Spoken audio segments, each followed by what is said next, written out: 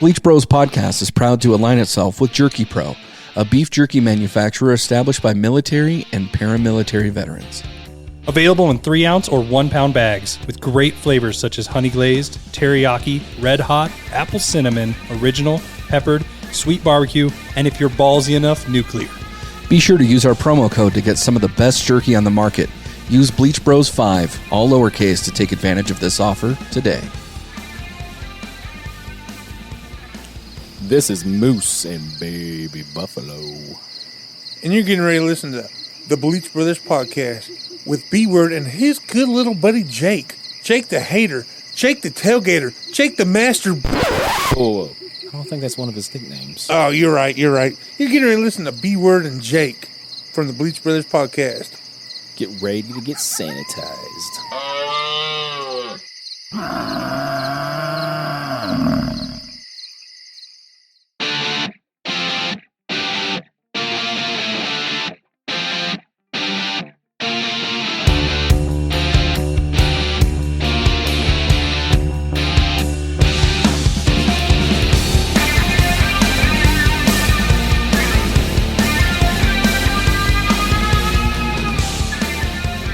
Welcome into the Bleach Brothers podcast. This is B-Word, and as usual, I am here with my good buddy Jake.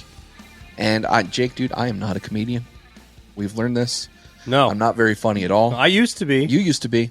I used to be, and I actually, on Twitter, I got called out by a douche saying I shouldn't call myself a comedian because I'm not very funny, which then led to another troll effect. But yeah, you had a bad moment today. What happened? Did have a bad moment today. So Monday, I created a post.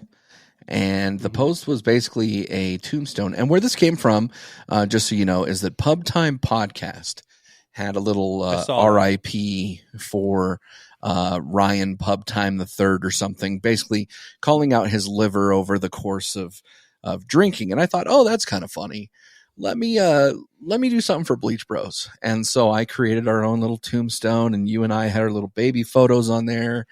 And, you know, for nostalgia purposes, I put a little rubber ducky next to you and a microphone next to me. And I said, 99 episodes, don't eat the bleach. And I thought, that's going to be funny.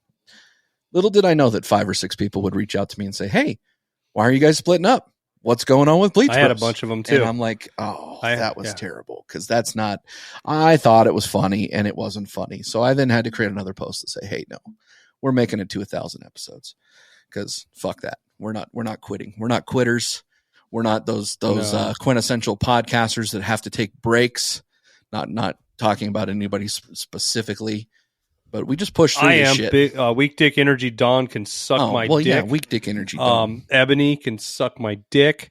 There's a lot of people out in that podcast community that should quit, and they can suck my dick. I will say that part, B-Word. If you could make a tombstone for those shows, you should, because they should fucking hang up their mics and they can suck it. Yes. Speaking of suck my dick, I had a great fucking time. I just got back from Vegas today. Yes, sir. Recording day. I got to finally meet the gnome. He is as short as you think. I sent you guys privately a meme that says, "Oh, you're just as short as I think," and then gnome saying, "Put some inches in me." So I took care of that as because he stayed at my brother's house. Yeah. And the best part of this B-Word is because you stayed at this house. Oh, yeah. My brother's house. There's a bed. And I don't know why. My mom, because my mom crashes, she's like a gypsy hippie, Yep. right? She crashes between all 3 kids. She travels and stays with us whenever she's off work and stuff like that. And so she stays in this room, and it's a giant fucking bed. I mean, this bed, I don't know how tall would you say this bed is off, like with like everything on it? 4'10", probably somewhere in that vicinity. It's pretty tall. It's a tall fucking bed. So I made sure that Gnome had to sleep in this bed on purpose, just because I wanted to watch him get on it. And when he walked in, it was up to his chest and he just went, "Fuck you." Yep. And I laughed. Sorry. The video wasn't as great as I hoped. Well, pause that, because I have yet to edit the video, and actually I just downloaded it. So when this episode comes out on Sunday, look for it the following week, potentially probably Wednesday. I am going to release that video. So it's essentially, though, Gnome jumping on the bed, and it was a funny moment, but it was cool because he got to meet as you referred, my Cyclone family. Yep. Because, it's funny, like when me and Gnome first met, And I'm talking a lot about Gnome Dads on Dayquil. For our Hateful Gnome Music Hut, we flew down there to do the Apocalypse in the Desert interview bands. And then I went down to see family. I killed 3 birds with one stone. It was my sister's birthday. Hung out with family, hung out with my grandpa who's not doing the best. Shout out to him because he is a big Bleach Bros supporter. And then got to hang out with Gnome for the Apocalypse in the Desert 2-day festival. Saw the stone too, which was also a cool part, and we took a picture of him next to a stoned pizza truck. I saw that, which was a very perfect moment. And people were smoking weed outside of it too, so it was very, very cool moment. And sidebar on that, my favorite part of the weekend with him, besides just hanging out and having good conversations, we go to the concert, right?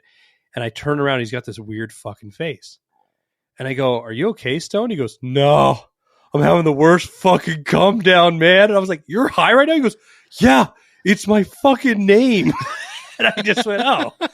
But so that was a cool moment. But no, I mean, it was a great fucking weekend. Like I said, he essentially realized, like, I wake up like a ferret, like I said. And we're riding in the car. He goes, I wake up that way too. And then he experienced it the next day, and I think he went, "Oh, yeah, not like you do, Jake." Because I think the one thing that I told Gnome before he went down there was, I was like, okay, who Jake is on the podcast and who Jake is on the internet is exactly who Jake is in person.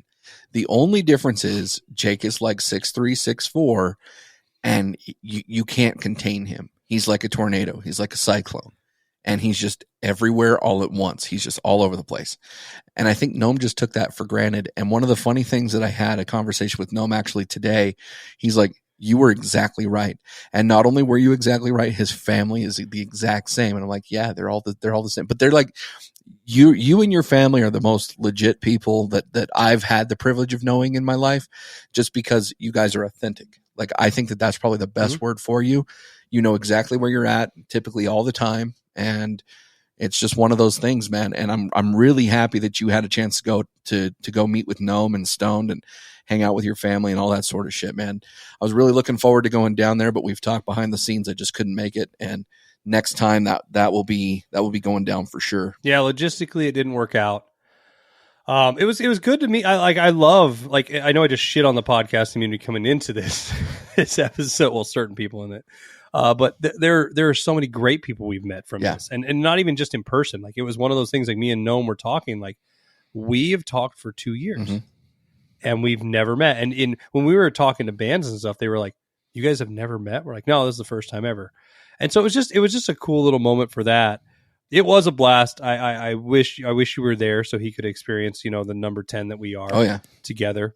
That full force. Because I mean, like you said, I'm not trying to talk about myself here too much, in the sense, like, I am authentic. I am exactly how you describe it. But yes, I am the way I am on the internet and everything, but I also am a nice person. Oh yeah. I do want to throw that out. No, yeah, you are. Like, I get this flack that I'm not, like, I am nice if I like you. I'll put it that way. If I don't, then fuck you. I'm like the worst person on the fucking planet that you could ever know. And if you are B-Word's enemy, you're my enemy tenfold.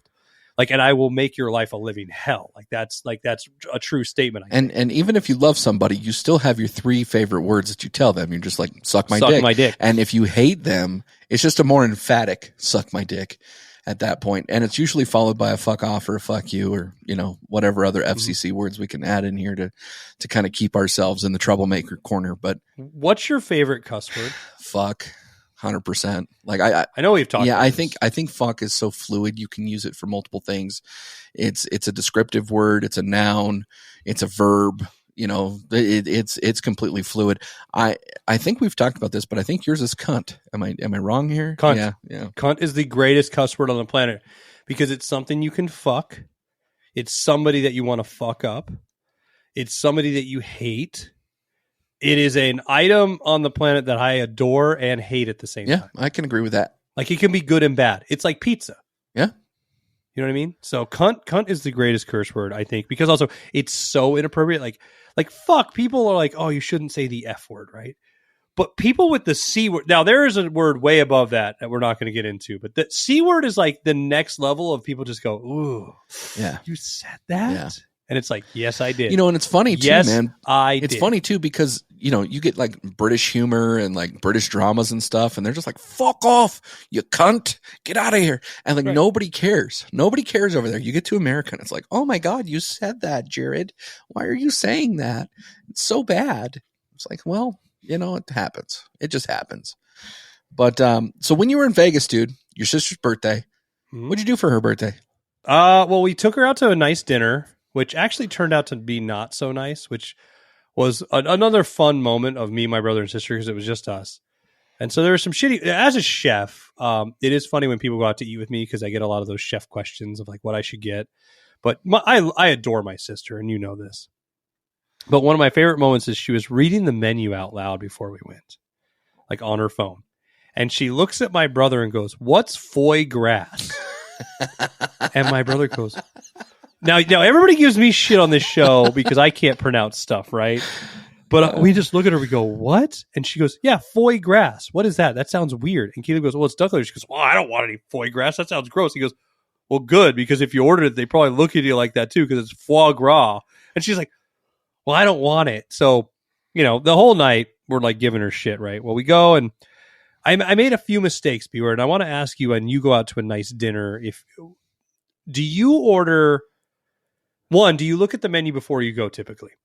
I think it depends, but if I'm going somewhere that I'm completely unfamiliar, like let's say that, it's something that I haven't eaten before, some type of food I haven't eaten before. Yeah, more than likely I'm going to try to see if there's something on there that at least I'm familiar enough with to try to order. If it's a steakhouse, probably not. 2, do you typically tend to order the same type of things almost everywhere? So like for example, a steakhouse, I'm a ribeye guy. I'll almost always order a ribeye. I'll go outside the box, right? But if I know what the fish I like, I know the styles I like, I typically stay to set on those trends unless it's something so out of the box or something that just sounds so amazingly different. I'll do it. Are you that way? 100%. 100%. Okay, so we're 2 for 2 here. 3, if you see like a surf and turf item, and I'm just giving this an example because this is what I did, and there's one item you want, and the other one you're like, I'll put up with because I like it, but it's not my number one choice. Would you order it because of the first item on there? And so I'll just let the cat out of the bag here. I ordered steak Oscar, right? Okay. Which is a filet mignon with crab put on top, asparagus and stuff like that, right? Now, I love king crab. It's one of my favorite things on the planet, or crab in general to eat. But I hate the market prices right now. There was no fucking way when I saw that steak Oscar, which is not huge, was $75. I'm like, there's no fucking way I'm going to pay $200 to $300 for my crab tonight for myself. Right. Because 1, it won't be enough. But 2, I'm not cheap, but I am cheap, if that makes sense. Right. Like in You're certain frugal situations. So would you do that? Would you order like a surf and turf based on like if it was like steak and lobster because, I really want lobster, but I don't want to buy the whole fucking lobster? Well, yeah, probably. I mean, it depending on the price. So if, as an example, the lobster in and of itself or the king crab in and of itself is like $200, but I can get the surf and turf for $100, then yeah, if that's what I really wanted, I'd probably go with the cheaper one and have kind of the mix and match. Okay. So I did that. Now, my brother is an interesting guy, and we've talked about that, but in the sense, like, he will sometimes just order the dish for 2, and they always look at him. Like, so we went out to a really nice steakhouse once, Hank's, which is an amazing steakhouse in Vegas. I'll highly recommend it to people if you've never been there. But they're reading off the specials. They go, we have a rack of lamb for 2 tonight. And my brother goes, I'll have that. And he goes, who you split it with? He goes, nobody. Maybe my dog later. And we just looked at him, and that's how my brother said it. And of course, he took some home to his dog because you've met him and his dog Rambo. That dog can do no wrong. But of course, he orders the rack of lamb, right? So he got a rack of lamb, or he got the lamb chops that night. I got the steak Oscar, and my sister ordered halibut with risotto because she loves risotto. We got like a shrimp cocktail. Now, the thing was, the night started out so great. The cocktail comes, the wedge salads come, they're perfect. My sister's drink comes, everybody's happy. The bread's delicious. Everything is going well, right? Right.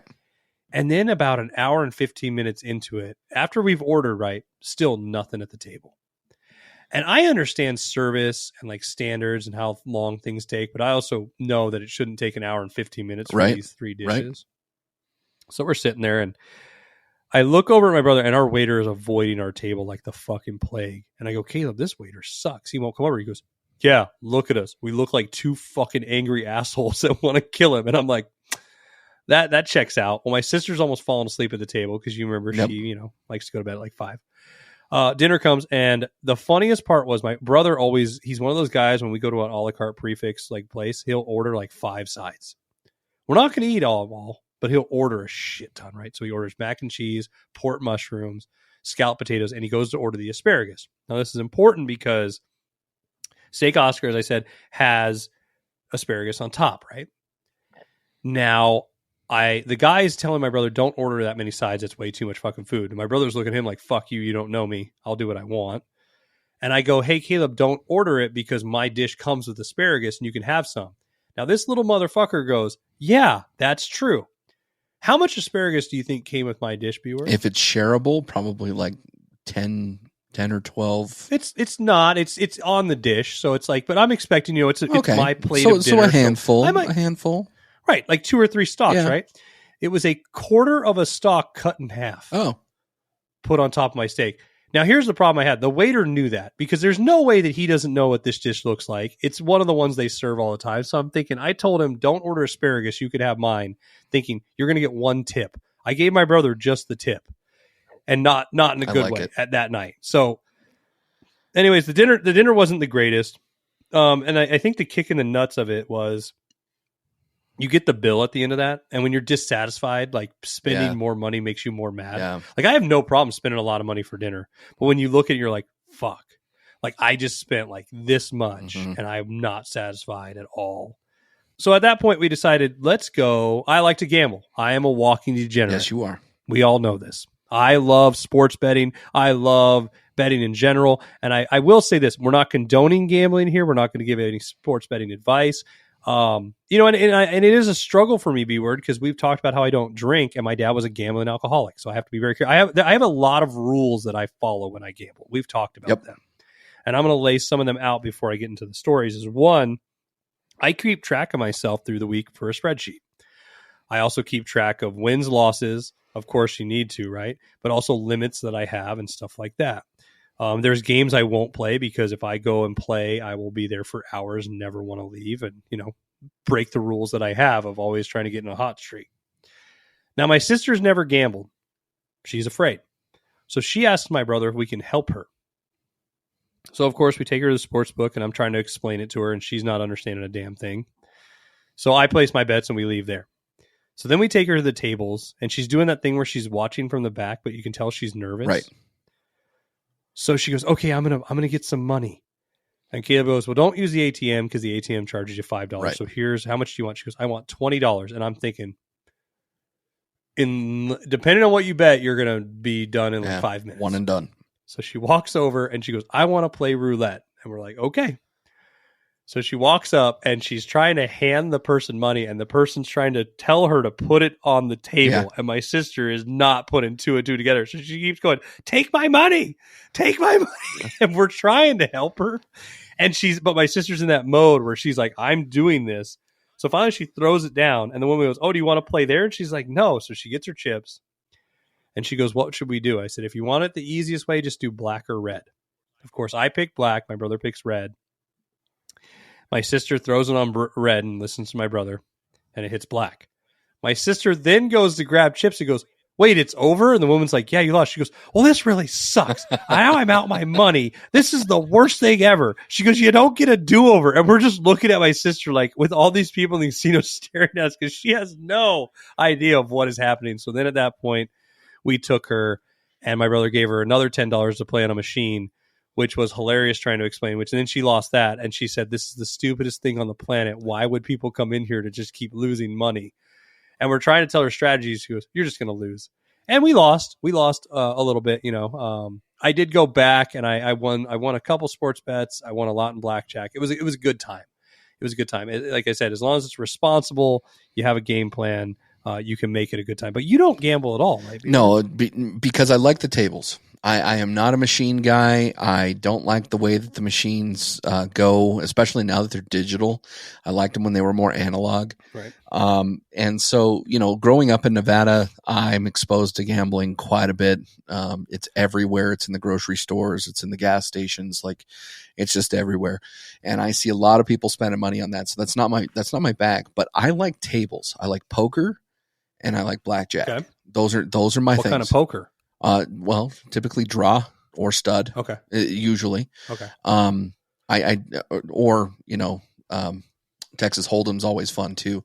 But I do think that my biggest game, my biggest flex when it comes to gambling is blackjack. The problem is, and here in Nevada, I know that there's casinos all throughout the U.S., specifically in a lot of these reservations and stuff like that.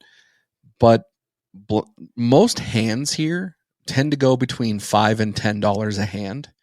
Unless you're like actually in Vegas, then they can actually go up from there. But when I lived in Las Vegas, there's a town outside of Las Vegas that I met Jake at called Pahrump, Nevada, and they had a casino that was there, and they had $1 blackjack hands. And dude, I was like Rain Man on that bitch, dude. I had the best time. And the great part is, for people who haven't experienced casinos, especially, if you like beer or shots or drinks or whatever you want, when you're playing, they will bring you drinks. And yes, it's commonplace to tip, but you don't have to necessarily buy the beer, And so it's kind of nice in that sense, but that also works against you too, because that, the alcohol works against your decision making and it works against your cognitive ability. Yeah, you become invincible. Exactly. I can do whatever. Liquid courage, dude. I can do a whole bunch of stuff. So I'm a table guy. I also like playing poker outside of casinos. So like when you get the guys together, you do a poker night. That's my jam. I love that shit.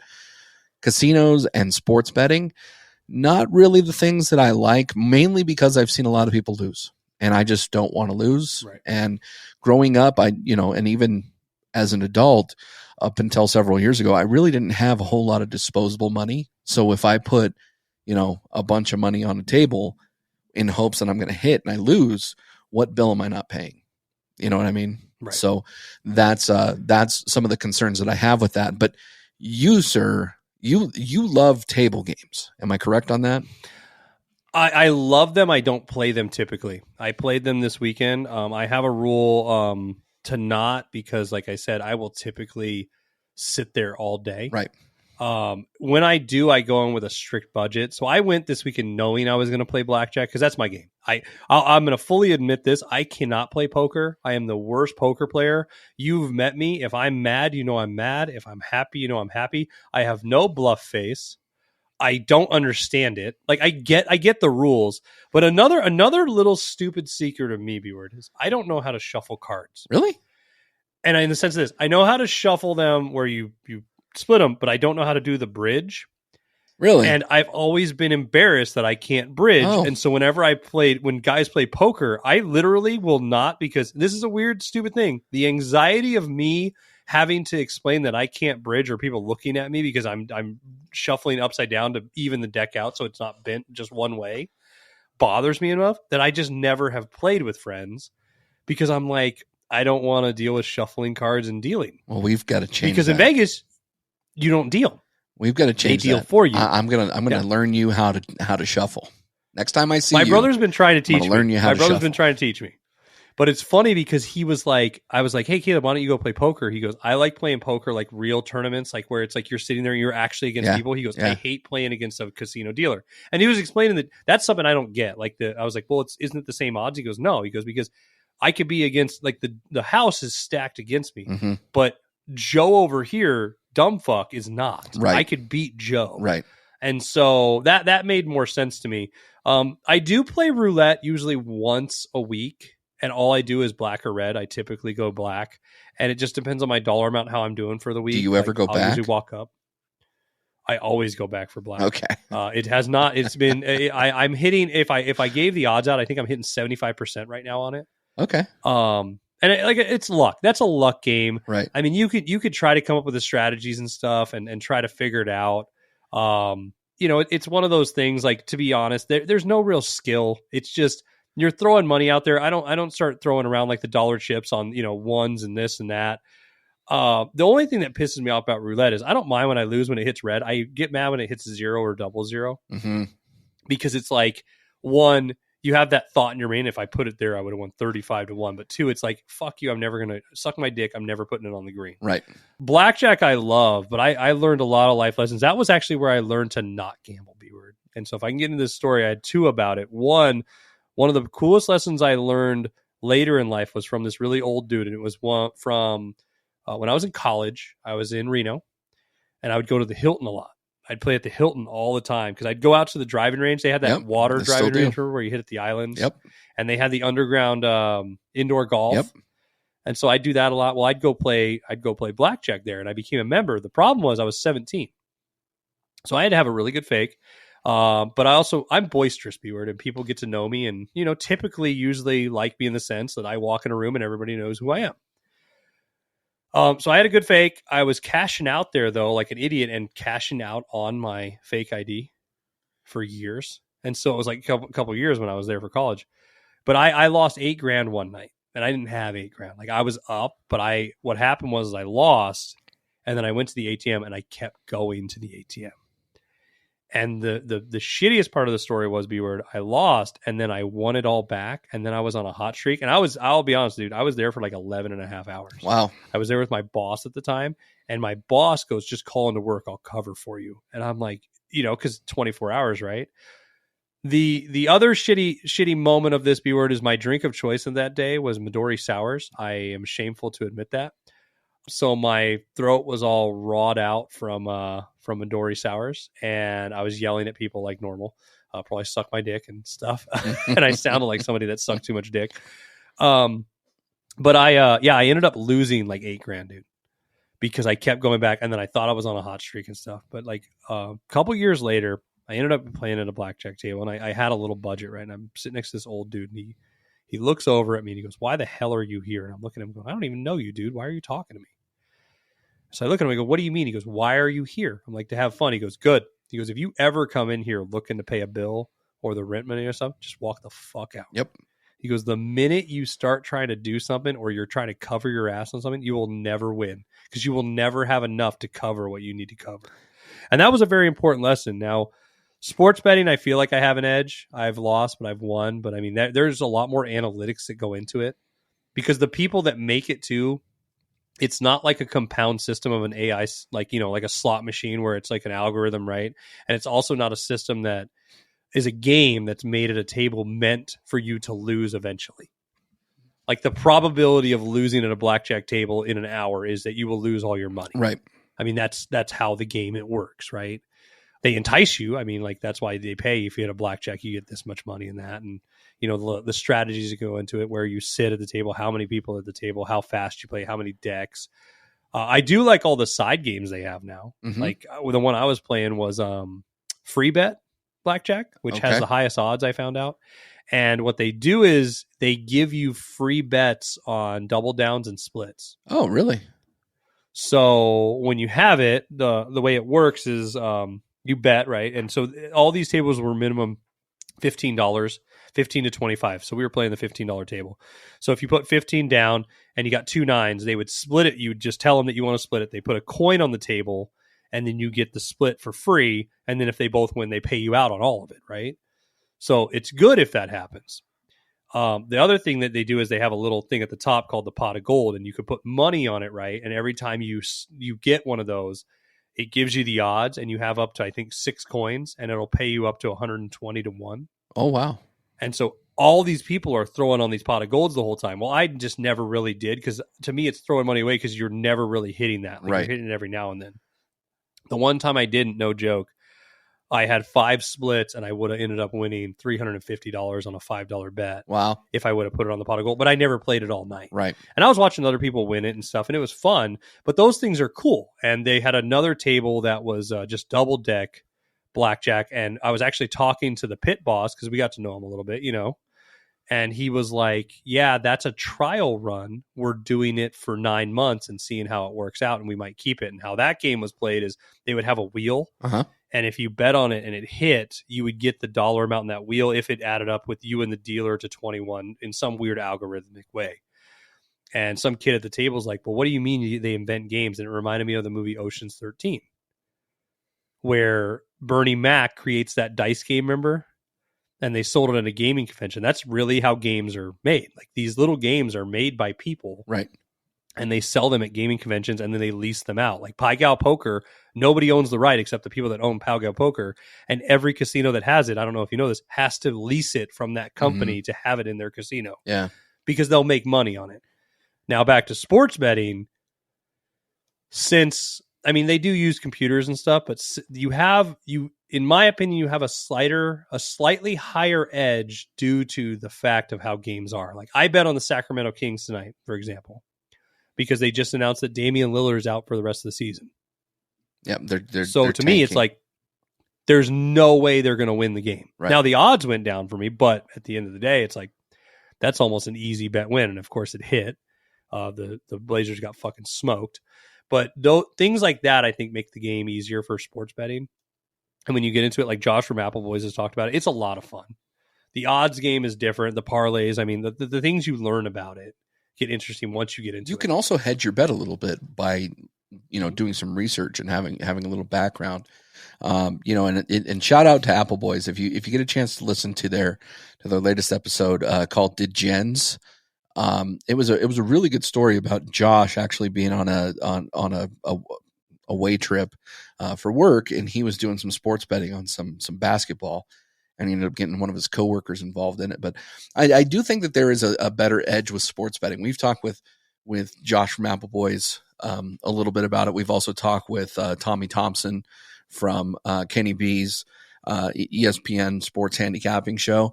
And I do think that as long as you're willing to put the work in, you do have a little bit of an edge that way, but it's still a game of chance in a sense where you don't know if somebody's going to break an arm, break a leg, come down with COVID, whatever it might be. And so you're still playing those odds. But you have a chance in either in table games or penny slots or whatever you're doing to go on these heaters. And it's so hard to walk away from a heater, dude. Well, it is. It's like buzzer beaters are the killer, or like in basketball free throws too. Like those last, because I remember me and my wife, I had a parlay theater like a couple weeks ago. It was like a 5-teamer, and I just needed one team to win by 2.5 points, and of course the team makes that final shot. Yeah. That was a worthless shot, but it killed my fucking parlay. Yeah. And I was like, that's the way it goes. And she goes, we lost in like the last second. I'm like, yeah, we did. I'll ask you this, Beaver. Like, if you were to go out, throw out like a parlay, right? Just on a bunch of games. And to explain for people that might not know, a parlay is essentially where you take like multiple games and say they'll like all of them have to win for you to hit. So you would bet on the Lions, the Vikings, and the Packers all to win, depending on who they play for the weekend, right? So if all three do, then you parlayed it and you win. Your odds are way higher than just betting individual games, right? And you do that typically because like tonight, the Kings were minus 160 to win against the Blazers, and that minus 160 means if you bet $100, you win $60. So you don't even win the full money back. Right. It's not 50-50. You're narrowed down, and people usually go for the plus side because they want to win more money. And the Blazers, were paying plus 220. So if I would have bet $100 on the Kings to win, I win $60, which hit. But if I would have bet $100 on the Blazers for them to win, I would have won $220, right? And that's that underdog bet. So yeah, right. And so, but parlays are the same way. Like you need the probability of that. So if you had a parlay out there, would you rather? Because my wife asked me this question. It's very interesting. Would you rather lose them all or lose just one of them? It depends on how the you're loss losing is. the bet. It depends on how the loss is. Okay.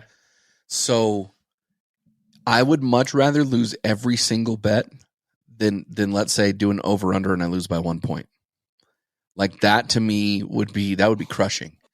But if, as an example, I'm betting on March Madness or I'm betting on the NBA or whatever it might be, and I lose 2 or 3 games, okay, fine. That's easier digestible. I just think that if I lost one game in a blowout, that's totally fine too. Like I wasn't enough for the team that day. If I lose by 1 point or I lose by whatever that prop bet is, that's where that's hard, dude. That's where that's hard to recover from that bet, especially depending on how much money's on the bet. See, that's how I relate it to her. It was like it really depends on the loss, who lost, how it was. Like, because I have no problem if I was way off on a fucking bet. Like you're saying, like I bet the under at 118 and they end up scoring 236 points. You're like, well, fuck me, right? Right. Because at first I was like, I want to lose them all. I want to lose them all and not even come close, rather than coming close. But lately I've been having those where I'll have like a 7-teamer, and it's like I've called you about it, where it's like I need the guy to get 7.5 rebounds, and he gets 7. Yeah. And I'm just like, I'm missing all these parlays by 0.5. Yeah. And I mean, that's how they get you, because these odd makers know what they're doing. They're smart enough to know that the guy's going to come close and it's going to entice me to bet on it. And that's why same game parlays and stuff are the fucking My worst. theory is these odds makers don't get laid.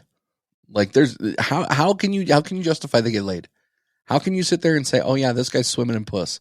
There's no way. If he knows that all of these things are going to be in this realm, he's not doing anything else, dude. He's not swimming in puss. No, he is, because he knows the odds of the woman at the bar. Well, yeah, that's dude. True. He knows the algorithm. He knows the odds of like if he's getting laid or not that night. Like here's how he lives his life, dude. He goes to open the milk with, like, he's the guy that buys milk with no expired date on it, and he goes, it's minus 180 that it's rotten today. Well, so like that's, I think, how they live their life. Every moment is like a probability for them. So probability wise, would you rather have a drink of Michael Jackson's Jesus Juice or Bill Cosby's Coke?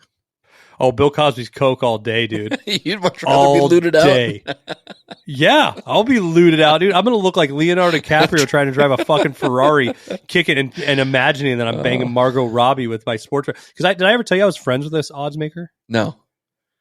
So when I worked at Nordstrom once upon a life in Vegas, right, in women's shoes, there was this tall guy. And, dude, he looked like, do you know the comedian Titus? Mm-hmm. Mm-hmm.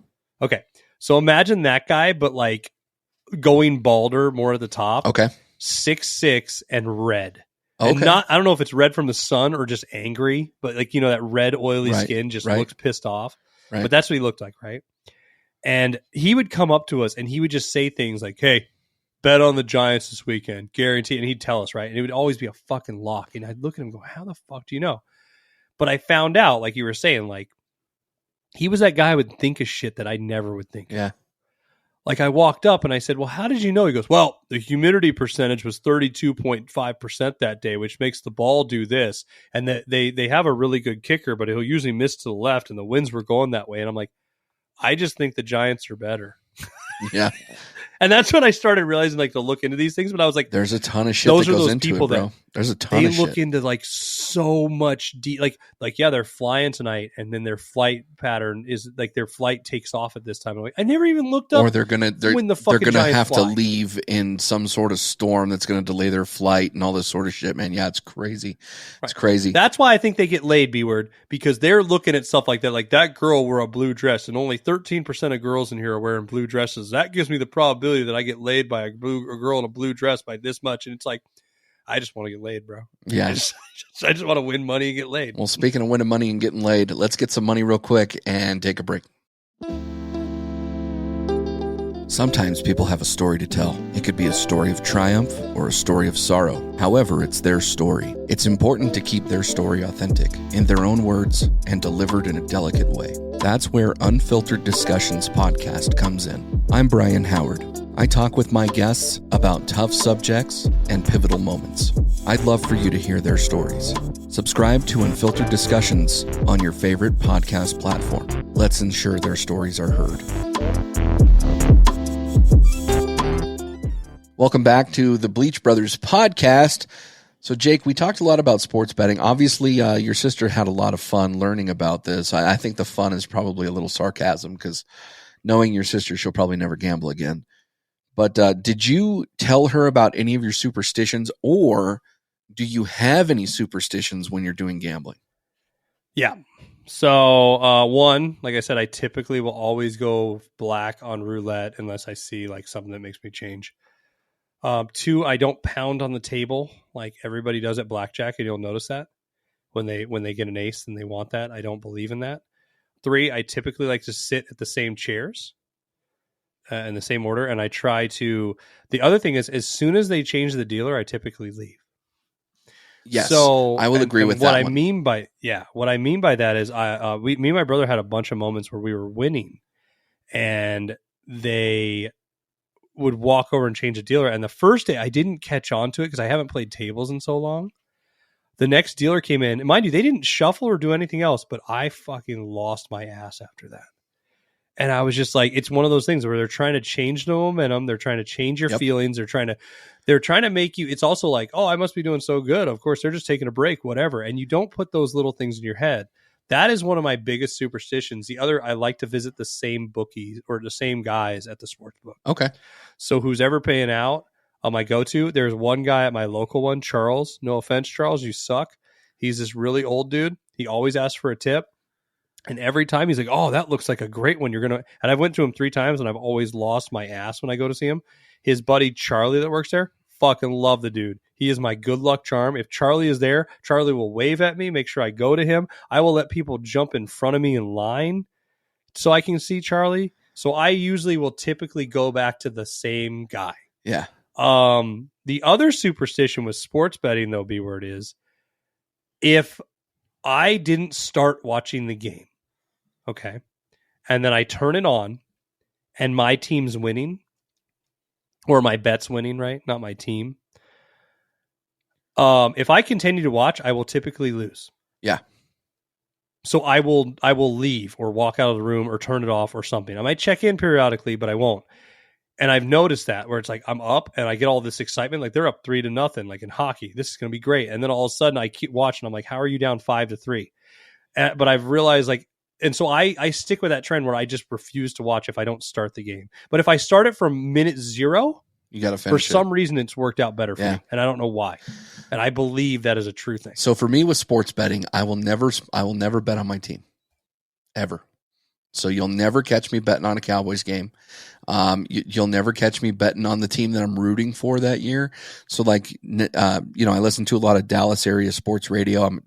I wouldn't say I'm a huge Maverick fan, but I'm a little Maverick biased right now because of Luka Doncic and everything he's doing down there. You'll never catch me betting on a Mavs game. Ironically, because of the podcast and because of where you're located, I'll never bet on a Trailblazers game just because it's like too close to home for me. So if I'm going to bet a game, it's normally Super Bowl, and the Cowboys don't make it to the Super Bowl, so I'm usually pretty safe there. When it comes to table games, I too will leave when the dealer switches. It's just something with that. If they do a manual cutting of the deck, I always go like as close to the middle as possible. And then go there. If somebody taps, like they're going to just tap the top of the deck, like that will probably be my last hand at the table. Like I can't do that. I'm always bet on black too for roulette. So if I am playing roulette, it's always black. And then I will never play a hand that costs more than $15. Okay, so I have a question on that. I didn't mean to interrupt you, but my question is, do you mean the minimum at the table is 15, or you'll never bet more than $15? Oh, no. At any the minimum ever? at the table being 15. Oh, okay, yeah. okay. I will never go above that. My ideal area is 5 to 10, but if there's 15, that's the top that I will ever play, because I know for me that's just setting me up to fail. I feel a lot more comfortable taking $100 to a table and playing $5 hands, and then if I lose, I lose kind of thing. And the other thing is that when I feel like I'm on a heater, I just stop. I just stop right then and there. Like I won't do the one more bet. And then last thing, because occasionally I'll take my dad down to the casino. We'll play like penny slots or something, and I fucking hate playing penny slots. If I'm losing, I instantly switch machines. But if somebody gets off of a machine, I'm not going onto that machine. Like that's not where I'm going. No, like I found it funny. My brother looked at payouts on all machines before he plays. Oh, really? He walks by and goes, "Oh, this paid out, that paid out, this." Which I mean, so people know, it doesn't typically mean that they won that money. Sometimes they put in 500 and it says paid out 292. Right. They lost. They just cashed out at that. Right. However, my brother looked at the payouts on everything before he played, and he looked at the probabilities of like the what is it like the accumulation of how much is like what's the jackpot, stuff like that. But no, I agree with you with the cutting the deck. I cut the deck the same way. My brother's a bottom deck cutter. Really? But the funny thing is, I did not know this. You are not allowed to cut too close to the bottom. Yes. There's a rule that you can't go past 3/4. Yes. And I never knew that. Yes. And I hate that rule. Yeah, it's a stupid rule. Suck my dick. It's a stupid rule. I can do whatever I want. Yeah. You're asking me to do it. You should not tell me that I cannot do this. Right. I also hate it that they cut the deck, they put it in the the shuffle master, whatever that thing is, and then they put another cut in there, but they'll still go past that yellow card. Yeah. Which I'm like, why even put it there then? Yeah. What are we doing here? Exactly. So that makes no sense. I do agree with you. I don't like to go over $10 or $15 a table, and that the only reason is because it used to be 10. Now it's the $15 inflation bullshit. Yeah. Because there were 25 tables that were open, and I'm like, I'm be set up for failure too. Another one I do is sort of like your heater rule. If I make a really big bet, right, and win, I don't double it down. Nope. I also, if I make a really big bet and lose, I don't chase that bet later. I start doing minimums again until I can build up to get close to that. See, and I minimum out. See, and I have something similar to that too. So let's say I'm playing $100 on a table as an example, and I'm up to 150.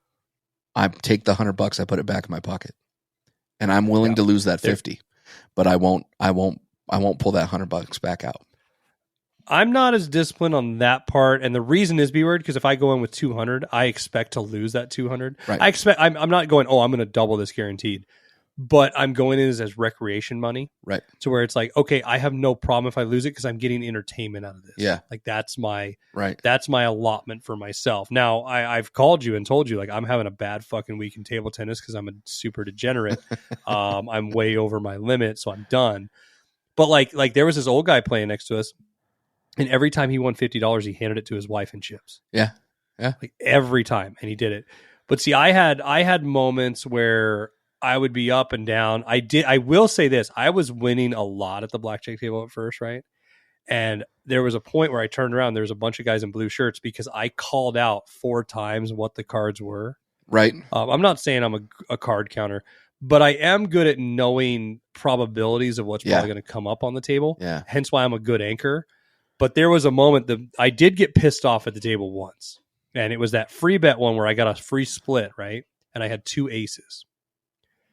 And everybody at the table, we're all having a good time.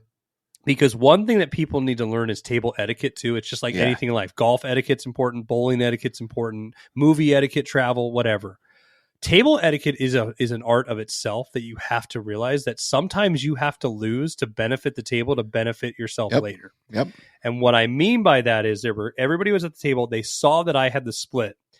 So the old lady sat next to me, right? And I just looked at her. I was like, you were a Karen once in your life and probably still are, right? And then there was a guy next to her, and he was this big black bald guy with chains everywhere. Like he didn't take his sunglasses off at all. He had like the giant emblem, all these rings. And it gets to him and he goes, I'm not taking your 10, bro, at least one of them. So he stayed on like 12 or something, right? Which he should have hit based on the cards. Right. And she goes, well, I am. And she took it. And she took my card. And then I got a 2 and a 6. And then I lost because the dealer had 18. And you can imagine how pissed off I was. Yeah. We all pretty much knew a 10 was coming. Right. Or at least I should at least get 1 out of them. Right. So not only did I not, because if the 110 dropped, I would have still only won 1 bet, but at least I break, it was a free split. Right. So I win. So you break even, yeah. But now you've also made me lose both of them. Right. Because you want to bet. I instantly grabbed my chips and just left, and everybody just looked at me, and that was the moment I was like, fuck this chick, I'm out. And she was there for like a while and just lost. So let me ask you this. And yeah. So you talked about hitting on a 12. Everybody has their own specific rule, okay? Mm-hmm. So, for instance, for me, I will not draw if I have a 16 hand trying to go for 21. I won't do it. I won't draw at all. Okay. I will stay 16, 17, 18, 19, 20. I will stay. Like, there's no way that I'm going to draw. Anything 15 and under, I'm drawing. Do you have a rule like that? No. Mine goes into table etiquette more where I had a lot of 13s that I stayed on. Due to one, because I'm the anchor, which is the most important seat in blackjack, and I always try to sit there or I try to handle it right because I'm comfortable with it. To where I look around and I go, okay, is it worth it for me? Because do I want the dealer to bust? I look at it more that way. I'm not going for 21. Most of the time, I'm trying to make sure the dealer is going to bust. Right. And so that's a different strategy in the sense of like, the dealer has a 6 up, I have a 13. I guarantee he most likely doesn't have 16. He has a 6. And, most likely he's going to be anywhere in the 12 to 17 range. So I'm either losing out the gate already, so it doesn't matter if I hit, or whatever I pull is most likely a bust card, right? So I'd rather them take that bust card. The one for me is when they show like a king or a queen, not a jack for some reason, but a king or a queen, I'll typically hit just because I got to chase 20. Yeah. And I hate that because it's a lose-lose. And so you also feel better about it. If you hit and lose, you're just like, well, fuck it. I lost. And if I hit and bust, I was going to lose anyways because I had 12 and I hit 22 and they had a 20. So if I don't hit, I lose anyways. Yeah. And that's also the epitome of being at the anchor seat. Yeah. Right? Like you were essentially the anchor of the front seat. You're not in the middle where it's dependent on other people's cards. Right. But the point about table etiquette is I would hold off on a lot of cards so the table would win. And they would throw that back sometimes. Yeah. To where I would see it, not like hand me chips, but they would make sure they would look at me and not hit because knowing what I need, because I have, right. Because double aces, in theory, the whole table is playing against the dealer. You're not. Yeah, we you're all not should. playing against we're all there to each play other. together. Right.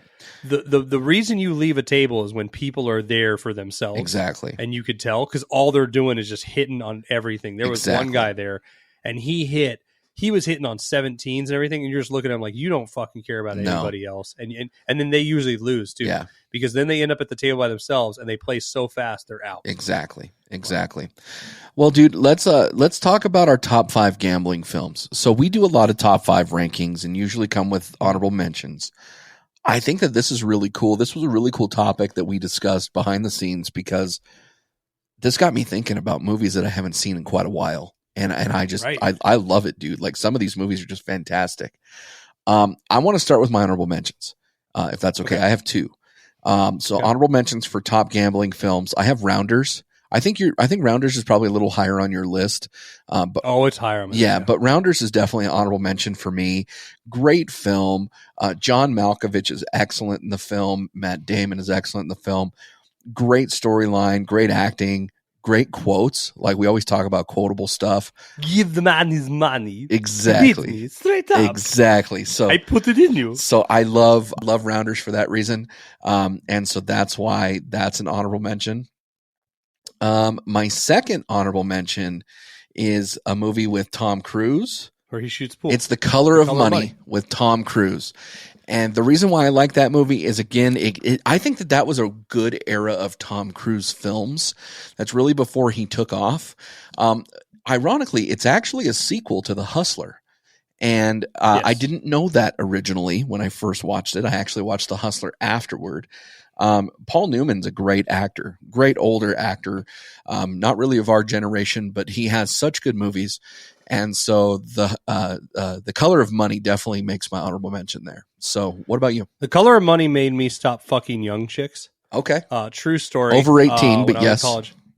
Yeah, but I mean like where I realized, what am I doing with my life? Like, you hit that age where you're like, okay, what happened was I was banging this chick, right? B-word. And then afterwards I had that playing in the background and she kept yelling out, Tom Cruise is so young. Yeah. And I went, yeah. It's an older movie. And then she goes, what year was it made? So I looked it up and I told her, she goes, I wasn't even born yet. I went, needs to stop. Yeah. I got to stop. So my honorable mentions, number 1 is Maverick.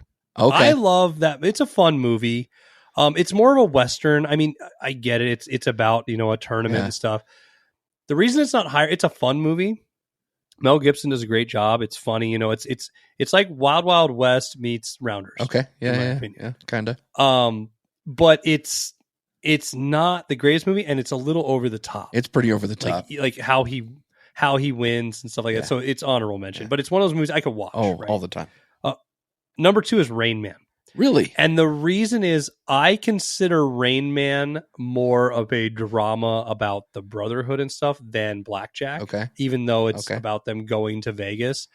It's more about their journey to get to Vegas than the Vegas. I think that's a very important part when they get there. But there's other parts of that movie I remember more than them just going to count cards. Okay. Like Wapner at 3, the toothpick, stuff like that. Right. So Rain Man couldn't make it higher on my list, but those are my 2 honorable mentions. So I've got to clarify here on mine. I do not have any of the Ocean's films listed, mainly because I felt like those were more of a heist movie, and while there were gambling in them, not specifically like Ocean's was it 13 had a little bit more gambling in it. Yep. It just came across as a heist movie. However, as we go through some of these movies, you will probably question because they're not quite gambling movies. So, my number 5 in my top 5 is Maverick. I love Maverick. For everything that you said, it's just a great film. The chemistry between Mel Gibson and James Garner through the whole film, I just thought was really, really cool. It had a great ending. It was a feel-good film. I just really liked it. So that's my number 5. What about you? 2 for the Money. Oh, didn't even think about that one. I love that movie because it's more on the backside of the bad side of gambling and like odds makers and like the guys that you would call the 1-800 number back in the day to get the picks. I just like that movie. Like there are bad parts of it, but it's based on a true story. A guy living in Vegas who played college football and ended up working for one of those hotlines and made a lot of money. Great film though. Al Pacino and Matthew McConaughey do very well together. Had great chemistry. Great chemistry. Yeah. And it's one of those, like the scene where Al Pacino and Matthew McConaughey win, and then they're still fighting to show the greed by both of them, where you're just like, man, this fucking ruthless. It's one of my favorite. And then the guy pees on him in a park. You're just like, holy shit. Like, that's my number 5. It can't be higher though, because like it's one of those, it's forgettable for most people. And not that, I mean, it is my list, but like you were like, oh yeah. Every time I talk about it, people are like, yeah, not as bad as Draft Day. But it's one of those, like, it's not a high movie for most people, which will be funny because I want to go into my number 4. Go ahead. Because I think there's going to be some controversy here. It's Casino. Okay. And I like Casino. And the reason it's controversy because it's a good film. And I think some of the films I name next, people are going to be like, you really think Casino is worse than those? No, I don't think Casino is worse than them. But if I'm talking about gambling movies, it's not as high up as the other ones. Because also, it's fucking long. It is a long movie. It's the epitome of a long, quiet Scorsese film. It's great. It's also on a backside of gambling because it's just about a casino and the owner. You know what I mean? There's not a lot of like the characters are doing that. Right. But I like I said, I think it's one of those ones people would be like, I know Demers would be like, what the fuck are you doing? That's got to be like 1 or 2. Right. But that's where I put it. Okay. Well, my number 4 is 21. It was a movie that came out in 2008. Yeah. Had I'm trying to think of who starred in it. Kevin Spacey was in it. Mm-hmm. I really enjoyed that. So the movie premise was Kevin Spacey was like a math teacher or something, statistics teacher or whatever. And basically he leads the group of kids through Vegas and they just go and they just rob the fucking casinos blind. I thought it was a great storyline. Obviously has a lot to do with gambling. Spacey is probably a terrible human, but as an actor, I think he's one of the greatest actors of our generation.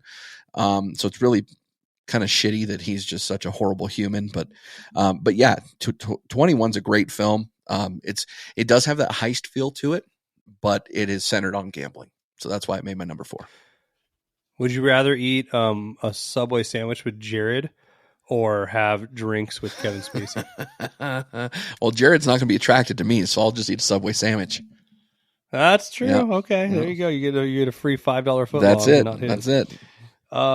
Okay, so number 3 is Ocean's 13. Okay. I know you said you didn't put any Oceans on there. I couldn't. I'm not saying it's the best Oceans film. I'm just going to preface with that. Now, Ocean's 12 is garbage. Ocean's 8 is an abomination.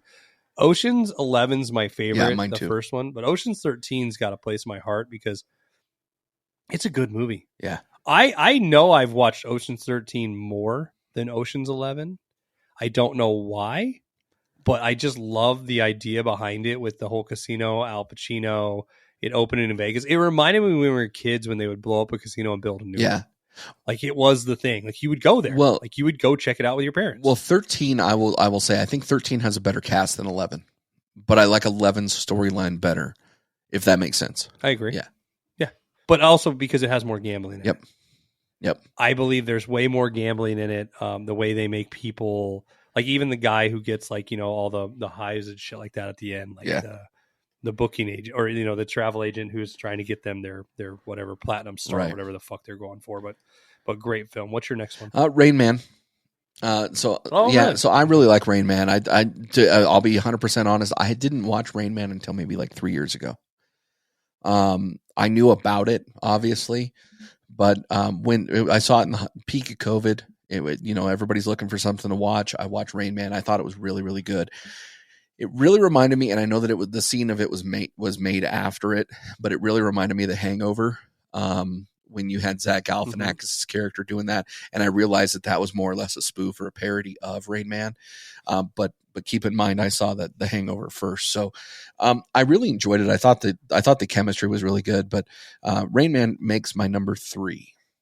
What's your number 2 then? Uncut Gems, Adam Sandler. Oh, I didn't even think to put that on my list. Uncut Gems, dude. That movie. So, backstory to this: I was going through a statistics class in college, and I was having a really, really hard time with my assignment. I was having trouble understanding it. I was learning online, so there wasn't many resources that were available to me except for like YouTube or things like that. And I finally just said, okay, I'm stressing out too much. I'm going to go to the movies, and I want to go see a great movie that's going to entertain me. Little did I know how stressful Uncut Gems would be, dude. The movie was so loud. It moved me from scene to scene. It seemed like everybody was yelling through the scenes. But goddamn, it was such a great film. Such a great film.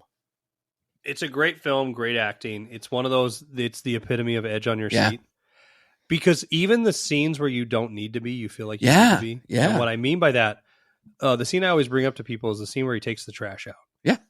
The way the director filmed it to make you think somebody was going to drive up and just like shoot him, going to come out of the bushes, or beat the shit out of him or something, right. And then all it is him taking out the trash, and then it sits there for another like 20 seconds, and you're like, something's going to happen, and it never does. You're like, every other scene, you're like, okay, either nothing happens or something does, and that's beautiful directing. Yes. I'm so pissed at myself for not putting it on there because that's a great fucking film. It's one of those, though. I'll say this. I know why it's not on my list because mine is usually rewatchability. I've watched that movie once. I don't need to watch it again. Right.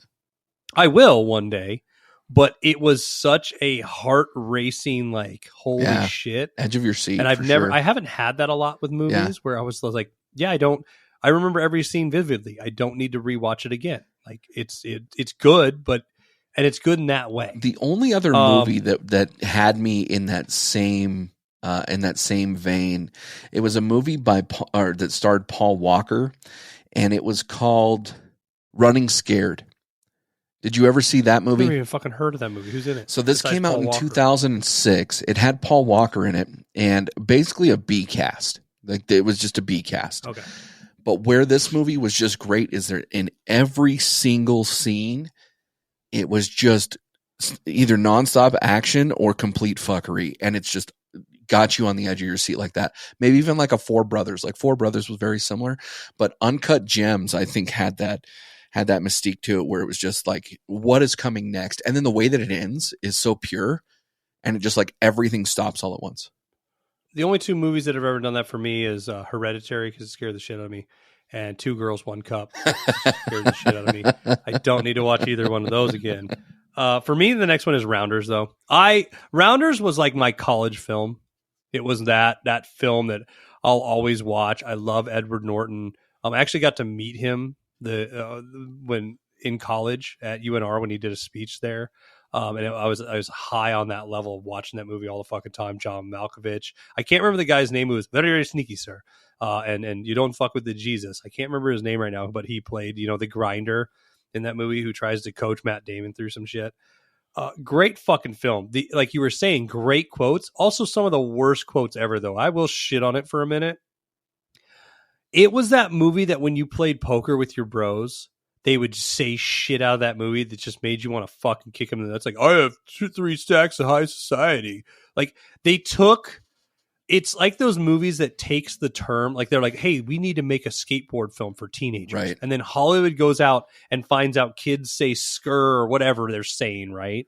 And they use it in the film so much that it becomes like part of the lingo. Right. They're like, yeah, all surfers say Blue Crush, so let's say it 15 times in this movie. It's like, no, dude, people talk that way, but we're not sitting around saying, oh man, I got 3 stacks of high society today. How many you got? Oh, I got 2 stacks of high society. Yeah, let's play with our high stacks of high society. Oh, I'm just looking for a river run on the Queens. Like, shut the fuck up. Like, just talk like normal people. Like that I hate movies that also are quotable because they're fucking bullshit. Yeah.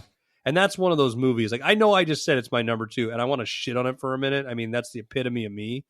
But I mean, that does piss me off, right? Because that's one thing I fucking hated about it. So, I want to give it away. No, oh, sorry. Go ahead. I'm gonna skip past you because my number 1 has already been mentioned. My number 1 is Casino. Oh, okay. And it's Casino because I think out of all the movies that I've listed, it's the best movie. I realize that you ranked yours a little bit different. And with that, because it's the best movie, it made my number one. I've watched Casino. I know it's a long Scorsese movie. I've watched it probably, I don't know, 10 times. I love mobster films. So that is my number one. So I wanted to get that out of the way before you went with your number one. Mine is another college film of mine. I found it there when I was in college. And shout out to Guido Mike, who has helped me with recipes on the Bleach Bites before for the Patreon users. But Pool Hall Junkies. Oh, I completely forgot about Pool Hall Junkies. I love Pool Hall because it's the epitome of a B film with an A-list cast that barely ever got made. Because I don't know if you know the story behind why that movie was made. So essentially, it stars Marge Callahan, but it's got like Christopher Walken. I can't remember the guy right now who's always been a mobster in all the fucking films, and then he was doing those Coke Vanilla commercials or whatever. It's got the kid who played Lex Luthor in Smallville. It's got a killer fucking cast, and essentially, it's about a guy who was a fucking he had a backer, and he'd play pool, and he'd go hustle people. He was a pool hustler. Right. And he'd win a lot of money, and the backers would make the money off of him. And then he decides to go out on his own and try to become pro and all that type of stuff. But the story behind the movie, because HBO picked it up, was that two guys were shooting pool against each other and exchanging stories all night. So much that they were trying to beat each other and hustle each other, they ended up writing a fucking film. And that's how the film came to be. It was those two stories going fucking back and forth. It's another one of those films where people would say a few quotes and make them seem like they knew enough about pool halls, but not to the point that it was egregious like Rounders.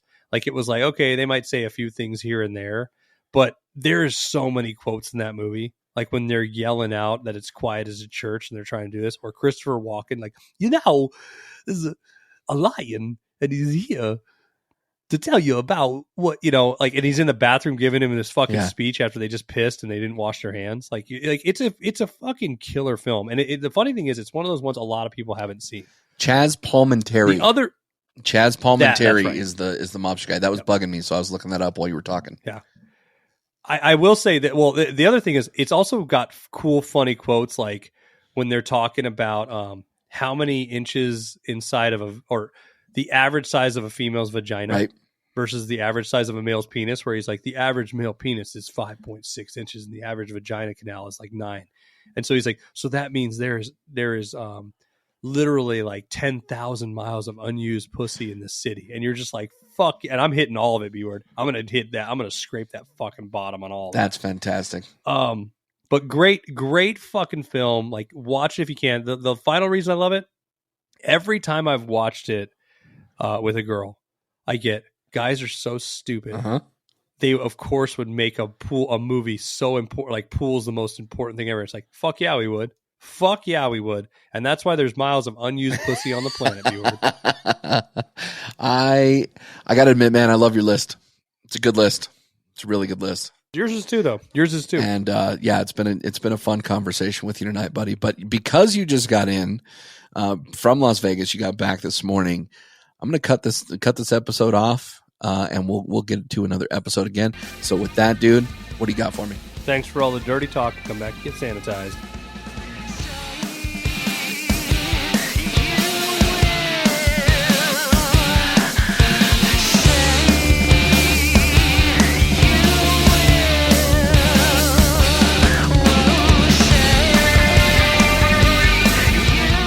This is Jake from the Bleach Bros podcast, and thank you for listening to today's episode. I want to bring to your attention our Linktree. Visit Linktree/Bleach Bros podcast for access to all of our socials, merch, and streaming sites. Linktree is linktr.ee/Bleach Bros podcast. All one word. And if you enjoy our content, make sure to give us a like, give us a review on whatever platform you are listening on, and also invite your friends. If you're a fan of our show, be sure to check out this one to stay sanitized. Working can be such a drag, but it's a necessary evil. What better way to combat the woes of the working world than to commiserate with your fellow man? I'm Jay. And I'm Kay. And we're the hosts of Fuck My Work Life, a comedy podcast where we share people's stories from the workplace. Whether they're funny, weird, scary, or just plain messed up, they're always entertaining and may leave you thinking you don't have it so bad after all. Available on all major podcast platforms. Give us a listen. Your sanity may just depend on it.